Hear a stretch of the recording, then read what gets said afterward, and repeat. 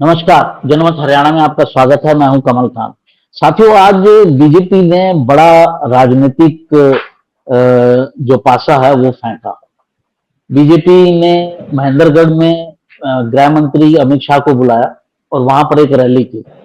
महेंद्रगढ़ का जो इलाका है वो अहीर बहुल इलाके में आता है। जो हरियाणा की दक्षिणी पट्टी है वो अहीर बहुल है और हरियाणा में अहीर जो है वो बीसी बी कैटेगरी में आते हैं, मतलब बैकवर्ड क्लासेस में आते हैं। ये रैली करके बीजेपी जो है ये प्रयास कर रही है कि जितना बीसी वर्ग है वो उसको साथ में जोड़ा जाए। डिटेल में जाने से पहले मैं आपको बता दूं कि हरियाणा में दो तरह के बीसी हैं, बीसीए और बीसीबी। जो अति पिछड़े हैं, जो आर्टिसन हैं, वो बीसीए में आते हैं और जो खेतीहारी जातियां हैं जैसे यादव हैं, जैसे गुर्जर हैं, मेव हैं, लोध हैं। बहुत कम संख्या में हरियाणा में लोध हैं, लेकिन ये जाति शामिल है बीसीबी में। और सैनी हैं, ये जातियां जो हैं ये खेती करती हैं और बीसीबी में शामिल है। अब इनके कुछ इश्यूज थे, उन इश्यूज को सॉल्व करते हुए एक रैली की गई और बीसीबी को जोड़ने का प्रयास किया गया। आज इस पूरे मुद्दे को समझते हैं कि इसका कोई राजनीतिक लाभ बीजेपी को हो सकता है या नहीं हो सकता है। हमारे साथ जुड़े हुए हैं प्रद्युमन जोशीला जी, जो आप जानते ही हैं किसी पहचान के मोहताज नहीं है। आप उनकी राजनीतिक जानकारी जानते हैं, उन्हीं से बात करेंगे। आपका बहुत बहुत स्वागत है प्रद्युमन जी। जी धन्यवाद। प्रद्युमन जी, पहले तो ये समझाइए कि बीजेपी को ये सम्मेलन क्यों करना पड़ा और इसके क्या राजनीतिक मायने हैं और क्या राजनीतिक इसमें बीजेपी को लाभ मिल सकता है या नहीं मिल सकता है आने वाले चुनाव में। देखो, जब से हरियाणा प्रदेश में लोकसभा के चुनाव में 5 सीटें भारतीय जनता पार्टी हारी है और 2 सीटें कांग्रेस बड़े भारी बहुमत से जीती है, सिरसा और रोहतक की, तब से भारतीय जनता पार्टी की एक कोशिश है कि हर हालात में 2024 के चुनाव में तीसरी बार बीजेपी की सरकार बनाई जाए। और अब उसकी पूरी कमान नायब सिंह सैनी को दी हुई है। बीच बीच में मनोहर लाल खट्टर जी, जो अभी केंद्र में मंत्री हैं, वो भी हरियाणा प्रदेश के लगातार दौरों पर हैं और वो भी चाहते हैं कि बेशक वो केंद्र की राजनीति में चले गए हैं, लेकिन हरियाणा प्रदेश में उनका दखल अब भी बना रहे। मुख्यमंत्री नायब सिंह सैनी लगातार जब से 5 सीटें बीजेपी हारी है तब से हर रोज कोई ना कोई ऐसा फैसला जरूर ले रहे हैं जिससे हरियाणा प्रदेश की जनता को फायदा हो और जिससे उनका वोट बैंक बढ़े। क्योंकि बीजेपी को अब सबसे बड़ी दिक्कत यह है कि 5 सीटें हारते ही हरियाणा प्रदेश में कहीं ना कहीं जो कांग्रेस पार्टी है उसकी हवा लगातार बढ़ती जा रही है और उसी हवा को कम करने के लिए और किसी भी तरह से तीसरी बार सत्ता पाने के लिए इस तरह के कार्यक्रम लगातार प्रदेश की सरकार कर रही है। और ये भी पहला मौका है जब अमित शाह जी, जो नरेंद्र मोदी के बाद सबसे ताकतवर भारतीय जनता पार्टी में हैं, वो लगातार हरियाणा प्रदेश के दौरे पर हैं। अभी कुछ ही दिन पहले वो पंचकुला में आए थे और वहां पंचकुला में जो विस्तारित कार्यकारिणी थी प्रदेश की, उसमें उन्होंने अपनी विशेष बात रखी। और अब एकाएक महेंद्रगढ़ में जो बैकवर्ड के हिसाब से हरियाणा प्रदेश की अगर बात करें तो सबसे बड़ा वो क्षेत्र है जहां बैकवर्ड वोट सबसे ज्यादा है। यहाँ ना केवल यादव बल्कि जो शहरी क्षेत्र है, चाहे वो महेंद्रगढ़ का हो चाहे नारनौल का हो, उनमें सैनी वोटर भी बड़ी बहुतायत संख्या में इस क्षेत्र में हैं। और इसके अलावा चाहे वो अटेली का इलाका हो और चाहे नांगल चौधरी का बहुत बड़ा इलाका हो, उसमें गुर्जर वोट भी बड़ी भारी तादाद में है। और नांगल चौधरी और इस क्षेत्र से गुर्जर विधायक भी रहे हैं, मंत्री भी रहे हैं। तो ये निश्चित रूप से महेंद्रगढ़ जो जिला है, ये यादव, सैनी और गुर्जर जो बैकवर्ड में सबसे बड़ा जिनका वोट बैंक है, वो तीनों ही जातियां इस इलाके में बहुतायत संख्या में है। इसीलिए ये रैली यहाँ रखी गई। और इस रैली को रखने का एक और अभिप्राय ये है कि हरियाणा प्रदेश में जब 2 जातियां मुख्य रूप से जाट और जो चमार जाति है वो पूरी तरह से भारतीय जनता पार्टी को लोकसभा चुनाव में हराने के लिए पूरे जोर शोर से उन्होंने बहुत ज्यादा संख्या में वोट कांग्रेस को किया, उसको किसी तरह से काउंटर करने के लिए ये बैकवर्ड सम्मेलन किया गया है। और जिस तरह की घोषणाएं इसमें अमित शाह जी ने की, उन्होंने बहुत सी पुरानी बातों को रखा, कुछ नई बातें भी जोड़ी। और जिस तरह से नायब सिंह सैनी को यहाँ प्रोजेक्ट किया गया, क्योंकि मुख्यमंत्री बनने से पहले नायब सिंह सैनी केवल एक क्षेत्र विशेष के नेता ही थे। पूरे हरियाणा प्रदेश में उनकी कोई बहुत लंबी चौड़ी मान्यता नहीं थी, राजनीतिक रूप से उनका बहुत लंबा चौड़ा कोई अनुभव नहीं था। और ये वो दक्षिण हरियाणा का क्षेत्र है जहां राव इंद्रजीत को आज भी लोग सबसे बड़ा नेता मानते हैं। तो कहीं ना कहीं ये दर्शाने का प्रयास भी किया गया कि नायब सिंह सैनी को धीरे धीरे भारतीय जनता पार्टी का शीर्ष नेतृत्व हरियाणा प्रदेश का नेता बनाने जा रहा है। जी, इस पूरी रैली को आपने देखा होगा, तो रैली में राव इंद्रजीत ने उनको सम्मान दिया गया, क्योंकि सबसे पहले किसी का नाम लिया गया लिस्ट में तो राव इंद्रजीत का ही लिया गया, और उनको बोलने का भी मौका दिया गया। बाकी सबको थोड़ा थोड़ा मिला, जैसे प्रदेश अध्यक्ष को भी थोड़ा सा मौका मिला। मुख्य रूप से जो बोलने वाले थे उनमें 3-4 लोग ही थे, और उनमें से एक राव इंद्रजीत थे। तो आप इसका क्या मायने निकालते हैं कि राव इंद्रजीत को भी कूल रखने की, क्योंकि राव इंद्रजीत इस बात से खुश नहीं है कि नायब सिंह सैनी को मुख्यमंत्री बना दिया गया और मेरा जो हक बनता था वो ले लिया गया। तो इसे आप कोई बिटवीन द लाइंस इसमें कुछ पढ़ते हैं? देखो, अभी कुछ ही रोज पहले, 2-3 दिन पहले अटेली विधानसभा क्षेत्र में राव इंद्रजीत सिंह ने एक जनसभा की। चौधरी धर्मवीर सिंह जो यहाँ से जीते, सांसद जीत बने तीसरी बार, उनका और राव इंद्रजीत का अभिनंदन समारोह था, जिसमें राव साहब की जो पीड़ा थी वो बड़ी छलकी और उन्होंने बड़े स्पष्ट शब्दों में कहा कि प्रदेश की सत्ता का रास्ता अहिरवाल से होकर के ही जाएगा, एक बार फिर से तीसरी बार। और जिस तरह से मैं 6 बार का सांसद हूं और मुझे राज्य मंत्री बनाया गया, जबकि जो लोग पहली बार जीते हैं उनको बड़े भारी विभागों का और कैबिनेट मंत्री बनाया गया।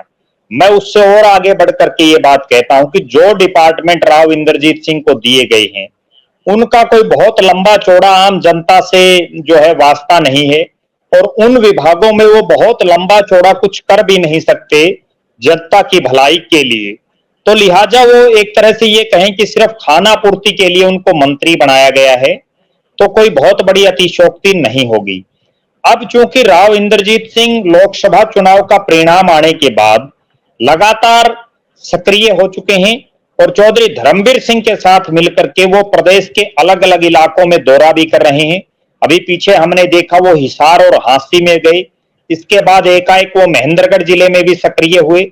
और अब जो चर्चाएं हैं और जो मेरे पास सूचना है उसके मुताबिक वो कुरुक्षेत्र, झज्जर, फरीदाबाद, ये जो इलाके हैं इनमें भी अपने कार्यक्रम करने जा रहे हैं। तो कहीं ना कहीं राव इंद्रजीत को इग्नोर करके अगर भारतीय जनता पार्टी ये सोचे कि बैकवर्ड का वोट वो ले लेंगे, तो ये मैं ये समझता हूं कि कभी संभव हो ही नहीं सकता। क्योंकि बेशक नायब सिंह सैनी प्रदेश के मुख्यमंत्री बन गए, बेशक भारतीय जनता पार्टी ने उनको पहले प्रदेश अध्यक्ष और फिर प्रदेश का मुख्यमंत्री बनाया, उसके बावजूद ये अहिरवाल की जो 15 सीटें हैं इस इलाके की, जिसमें भिवानी महेंद्रगढ़ लोकसभा और गुड़गांव लोकसभा का हिस्सा आता है और कोसड़ी जो रोहतक का हिस्सा आता है, इनमें आज भी मैं ये बिल्कुल स्पष्ट शब्दों में कह सकता हूं कि नायब सिंह सैनी जी से ज्यादा प्रभाव इन इलाकों में आज भी राव इंद्रजीत सिंह का है। उनको किसी भी हालात में भारतीय जनता पार्टी का शीर्ष नेतृत्व दरकिनार नहीं कर सकता। बहुत कोशिशें हुई राव इंद्रजीत के पैरेलल नेताओं को खड़े करने की। जब चौधरी भूपेंद्र सिंह हुड्डा प्रदेश के मुख्यमंत्री थे और राव इंद्रजीत सिंह उस समय केंद्र में मंत्री थे, राज्य मंत्री, तब भी हुड्डा साहब ने कैप्टन अजय सिंह यादव को वित्त मंत्रालय जैसा बड़ा महत्वपूर्ण पद देकर के अहिरवाल में राव इंद्रजीत के पैरेलल एक नेता तैयार करने की कोशिश की थी। राव दान सिंह को मुख्य संसदीय सचिव बनाया गया था। राव नरेंद्र सिंह को प्रदेश की सरकार में स्वास्थ्य जैसा अहम विभाग का कैबिनेट मंत्री बनाया गया था। इन सब के बावजूद राव इंद्रजीत अहिरवाल के इन तमाम नेताओं से बड़े नेता बने रहे। उसके बाद पिछली सरकारों में मनोहर लाल जी ने भी पहले कोशिश की, राव नरबीर सिंह को बड़ा मंत्री बनाया गया, डॉक्टर बनवारी लाल को भी इंद्रजीत से दूर करने की कोशिश की गई, अब अभय सिंह यादव को मंत्री बनाया गया। इन सब के बावजूद राव इंद्रजीत सिंह का जलवा आज भी अहिरवाल में कायम है और उसी जलवे के चलते अमित शाह की प्रेजेंस में उनको बड़ा समय दिया गया, ज्यादा समय दिया गया और अमित शाह जी ने भी उनकी तारीफ की। ये बात ना केवल महेंद्रगढ़ बल्कि जब पंचकुला में कार्यकर्ताओं का सम्मेलन था तब भी अमित शाह जी ने राव इंद्रजीत को फुल वेटेज देने का काम किया था। तो कहीं ना कहीं ये कहा जा सकता है कि आज भी बैकवर्ड के और अहिरवाल के बड़े नेताओं में राव इंद्रजीत सिंह की गिनती आज भी सबसे ऊपर मानी जा रही है। जी जी, ये हमारे मुद्दे में से एक मुद्दा निकल आया। हमारा मेन मुद्दा डिस्कशन का ये था नहीं, इसको फिर कभी चर्चा करेंगे क्योंकि इसके भी बहुत सारे आयाम और पहलू हैं। टोटल प्रदेश जी में अगर बैकवर्ड क्लासेस की संख्या देखी जाए तो 30 से लेकर 35% तक है, ए और बी मिलाकर, और उसमें से जो यादव हैं पूरी संख्या तो मुझे नहीं मालूम है लेकिन काफी सीटों पर प्रभाव करते हैं, बाकी ओबीसी भी बाकी सीटों पर प्रभाव करते हैं। अगर ये जो बीजेपी का मूव है कि ओबीसी को पूरे के पूरे ओबीसी को साथ जोड़ लिया जाए, तो आपको क्या लगता है कि आज पॉलिटिकल जो स्थिति बनी हुई है हरियाणा में उसमें क्या परिवर्तन आ सकता है? क्योंकि 30 से 35% हरियाणा में ओबीसी है। एक तरह से एक जाति नहीं है, प्रॉब्लम ये है इनका कि एक जाति नहीं है, कई जातियां हैं। 60-70 जातियां तो बीसी ए में आती हैं और 5 मुख्य जातियां जो हैं वो बीसी बी में आती हैं। तो ये सब मिला दिए जाए तो 30-35% बनते हैं। तो अगर ये एकजुट हो जाते हैं तो क्या लगता है आपको कि प्रदेश की राजनीतिक स्थिति जो मौजूदा स्थिति बनी हुई है उसमें कोई परिवर्तन आ सकता है? देखो, निश्चित रूप से जो बैकवर्ड समाज है जो किसी समय कांग्रेस पार्टी के साथ था और जब चौधरी भजनलाल कांग्रेस पार्टी के बड़े नेताओं में रहे उस समय बैकवर्ड समाज बहुत बड़ी तादाद में कांग्रेस पार्टी के साथ था और ना केवल चौधरी भजनलाल जी, उसके बाद भी कांग्रेस के पास कई बड़े और नेता थे। लेकिन अब वो तमाम वोट बैंक बहुत बड़े स्तर पर जो है भारतीय जनता पार्टी के साथ जा चुका है और अब बीजेपी की ये कोशिश है कि इस वोट बैंक को अपने साथ बांधे रखें और इसके अलावा अगर कहीं कोई किंतु परंतु कहीं कोई नेता या कहीं कोई एक विशेष जो लोग हैं वो कांग्रेस के पास हो तो उनको भी अपने साथ लाने के लिए भारतीय जनता पार्टी पूरा प्रयास कर रही है। और जैसा आपने बताया बैकवर्ड वोट बेशक अलग अलग जातियों में बटा हुआ है, उसके बावजूद एक बहुत बड़ी संख्या में है और प्रदेश की बहुत सी सीटों को प्रभावित करता है।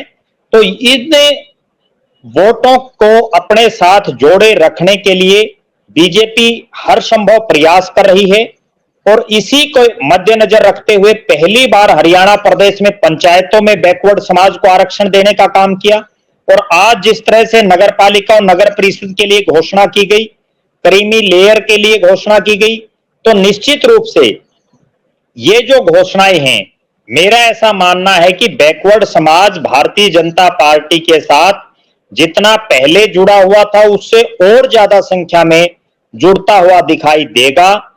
इसके पीछे दो बड़े कारण मैं मान रहा हूं। एक बड़ा कारण यह है कि बीजेपी के पास वर्तमान में जो 3 सबसे बड़े पद हैं, जिनमें 2 केंद्र में मंत्री और एक हरियाणा प्रदेश में मुख्यमंत्री, वो तीनों बैकवर्ड समाज से उन्होंने दिए हुए हैं। अभी 2-3 दिन पहले तक प्रदेश का अध्यक्ष भी बैकवर्ड समाज से ही था। कांग्रेस पार्टी दूसरी तरफ बैकवर्ड समाज का उनके पास कोई बड़ा चेहरा नहीं है, कोई बड़ा नेता बैकवर्ड का कांग्रेस पार्टी के पास है और यहां तक कि हरियाणा प्रदेश की जिन जिन विधानसभा क्षेत्रों में बैकवर्ड समुदाय या बैकवर्ड समाज के लोग प्रभाव डालते हैं, वहां भी कांग्रेस के पास विधानसभा चुनाव लड़ने के लिए बहुत बड़े बैकवर्ड के चेहरे दिखाई नहीं देते। तो मेरा ऐसा मानना है कि वर्तमान में बैकवर्ड समाज कांग्रेस की बजाय बीजेपी की तरफ पूरी तरह से जाता हुआ दिख रहा है। अब कांग्रेस उसको वापसी कैसे करवाए, ये हम किसी अन्य कार्यक्रम में चर्चा करेंगे। आज अगर ये कहा जाए कि बैकवर्ड समाज बहुत बड़े स्तर पर बीजेपी के साथ जा चुका है, तो कोई बहुत बड़ी अतिशयोक्ति नहीं होगी। जी प्रद्युमन जी, आपने पूरी परिस्थिति को समझाया। दर्शकों, जैसा मैंने बताया या प्रद्युमन जी ने भी पूरा समझाया कि बैकवर्ड हरियाणा में बड़ी संख्या में है, जातियों में बटे हुए हैं, लेकिन एक मुश्त अगर देखा जाए तो बड़ा वोट है। और अगर बीजेपी की जो कोशिश है, राजनीतिक कोशिश जो है, वो ये है कि अगर पूरे बैकवर्ड को साथ जोड़ लिया जाए इस चुनाव में, तो उनकी जो समर्थक और जातियां हैं, जैसे पंजाबी समुदाय है, ब्राह्मण समुदाय है, बनिया समुदाय है, या और भी कुछ छोटी छोटी जातियां हैं, इन तीनों के साथ मिलकर अगर बैकवर्ड एक मुश्त वोट करता है, तो बीजेपी की जो मौजूदा राजनीतिक स्थिति है, जो प्रदेश में बहुत अच्छी नहीं है, उसको बदला जा सकता है। प्रद्युमन जी, आपका बहुत बहुत धन्यवाद। आपने पूरी जो चर्चा है उसको पूरा एक दिशा दी, एक बैकवर्ड की स्थिति हरियाणा में बताई। ये ऐसा पहली बार हो रहा है कि बैकवर्ड को इस तरह जोड़ने की कोई पॉलिटिकल पार्टी कोशिश कर रही है। पहले छुटपुट तरीके से किया जाता था, इस बार बहुत बड़े स्तर पर किए जाने की कोशिश की जा रही है। आपका बहुत बहुत धन्यवाद। नमस्कार जी, धन्यवाद। हरियाणा की हर राजनीतिक खबर के विश्लेषण के लिए हमारे चैनल जनमत हरियाणा को लाइक, शेयर और सब्सक्राइब करना ना भूलें। साथ ही बेल आइकन को भी प्रेस कर लें ताकि हर वीडियो की अपडेट आप तक पहुंचती रहे।